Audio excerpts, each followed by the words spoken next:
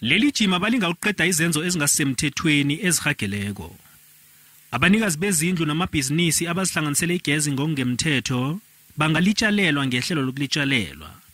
Kodwa nabanye abafuni nokuzwa ngalo ihlelwelo. Ngizwisise ngeke ngizwisise angifuni nokuthi sizwisise sungumphakathi.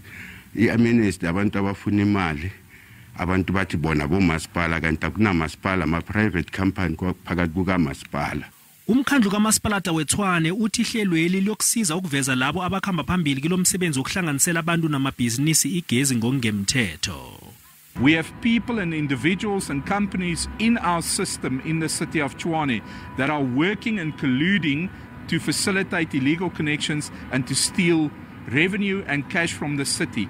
This is what's going on in our city, and we want to get after those. So our terms and conditions are definitely aimed at helping us to find those people and get them out the system.